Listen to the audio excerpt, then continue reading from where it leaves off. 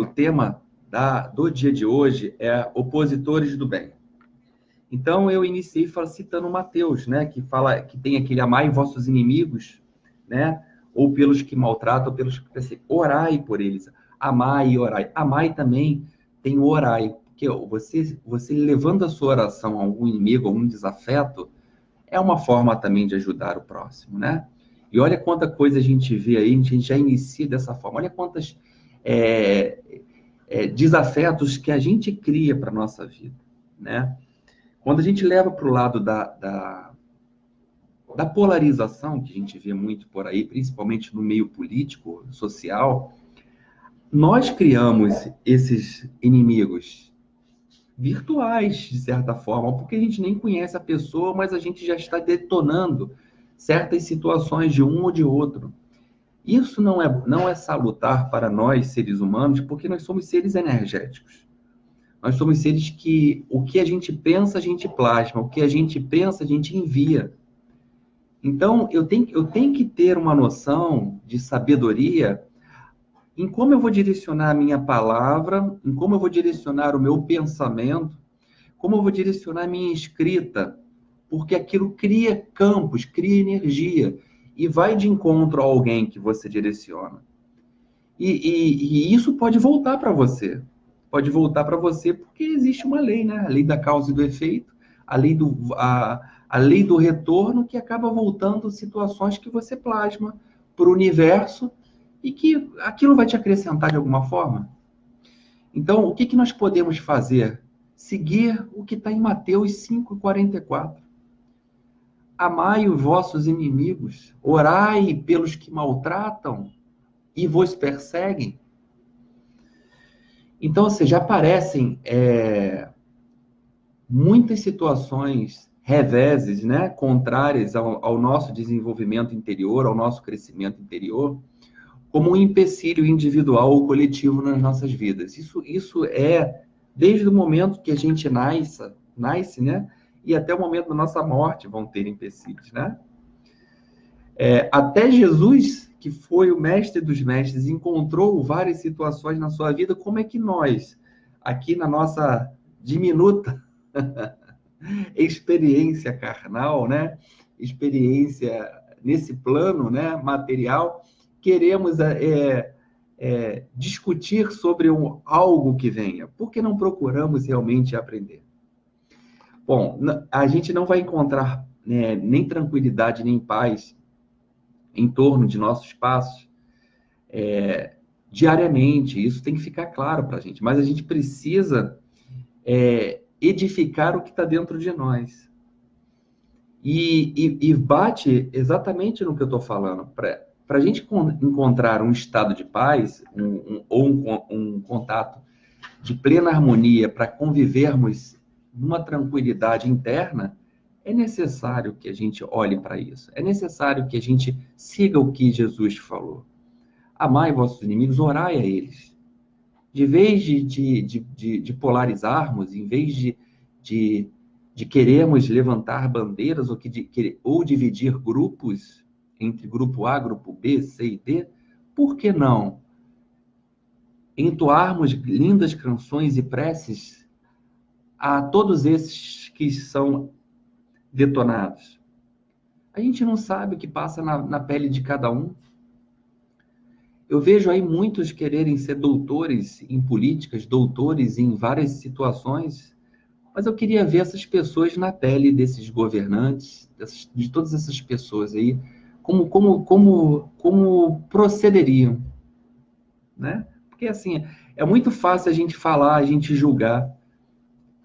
Eu gostaria de ver todos esses que falam e julgam, que se colocam, às vezes, de terninho, todo bonitinho, refinado, na mesma posição.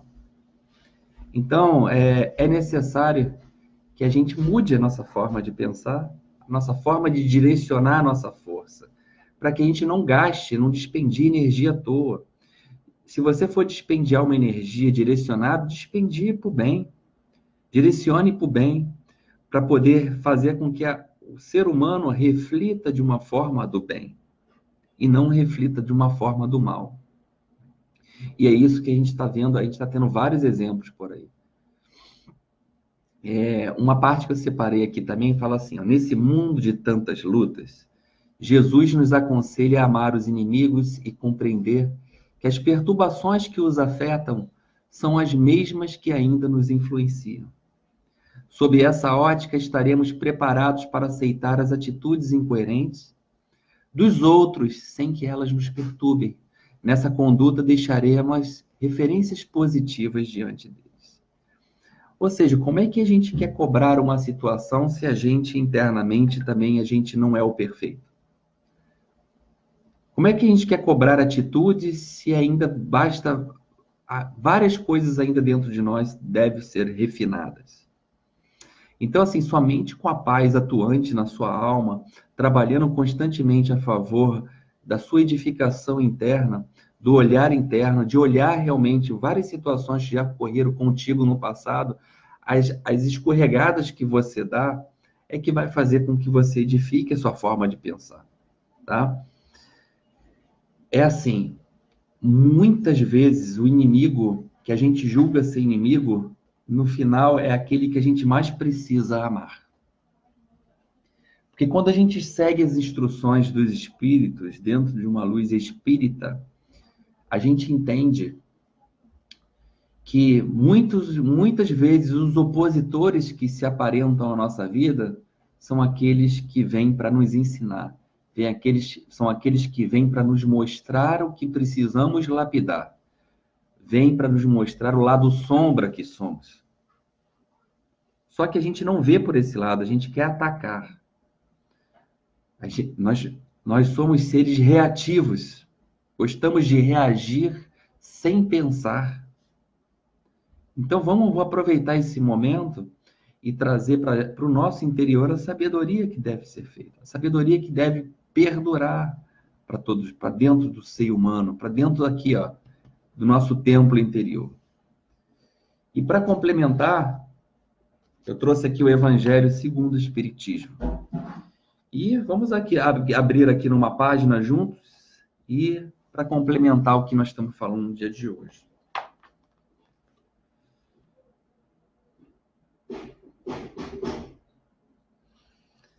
Bom, aqui é um texto trazido pelo Espírito Pascoal em Sens, em 1862, e fala assim, vamos lá, vamos ler junto. Se os homens se amassem reciprocamente, olha só, cara, se os homens se amassem reciprocamente, a caridade seria melhor praticada. Mas para isso seria necessário que vos esforçasseis no sentido de livrar o vosso coração dessa couraça que o envolve, a fim de torná-lo mais sensível ao sofrimento do próximo. O Cristo nunca se esquivava. Aqueles que o procuravam, fossem quem fosses, não eram repelidos. A mulher adúltera, o criminoso, eram socorridos por ele, que jamais temeu prejudicar a sua própria reputação. Quando, pois, o tomares por modelo de todas as vossas ações, se a caridade reinasse na terra, o mal não dominaria, mas se apagaria envergonhado. Ele se esconderia, porque em toda parte se sentiria deslocado.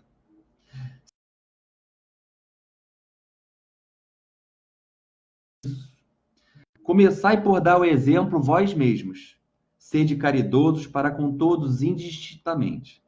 Esforçai-se para atentar nos que vos olhar com desdém. Deixai a Deus cuidar de toda a justiça, pois cada dia no seu reino ele separa o joio do trigo. Olha que fantástico isso. De vez de você trazer o conflito para dentro de você, o caos para dentro de você, deixa que Deus cuide com a sua justiça divina. Está errado? Está fazendo errado? Será julgado dentro das leis divinas. Com certeza o olhar de Deus está sobre tais pessoas. O egoísmo é a negação da caridade. Ora, sem a caridade, não há tranquilidade na vida social. E digo mais, não há segurança. Com o egoísmo e o orgulho que andam de mãos dadas, essa vida será sempre uma corrida favorável ao mais esperto. Uma luta de interesses. em que as mais santas afeições são calçadas aos pés, em que nem mesmo os sagrados laços de famílias são respeitados. Olha só que fantástico como tudo se encaixa com o que nós estamos falando. A situação de respeitar o próximo, de amar o próximo, da caridade. Nós mudarmos o nosso pensamento, em vez de desgastar a nossa energia numa polarização, numa direção negativa, e trouxermos isso para uma coisa do bem, isso é caridade. Isso é caridade que você primeiramente faz com a pessoa que precisa ser mais ajudada. E sabe quem é a pessoa que precisa ser mais ajudada? Você, eu. Porque nós somos falhos. Nós estamos aqui o quê? Para reformar, para se regenerar, para recuperar. Então, eu sou falho, eu erro. Mas se eu erro, eu posso consertar. Eu posso me tornar um Ricardo melhor. E é isso que eu me permito a ser todo dia. Tentar me tornar um Ricardo melhor. Então é essa a proposta que eu quero deixar hoje no dia de vocês, no Gotas do Evangelho, no dia de hoje. Tente, corra atrás de se tornar uma pessoa melhor. Observe os opositores. Os opositores não são só aquele que você julga que é o inimigo, pessoa física. Os opositores, sabe o que são também? São os pensamentos de ideias fixas que ficam martelando na sua mente contra uma situação.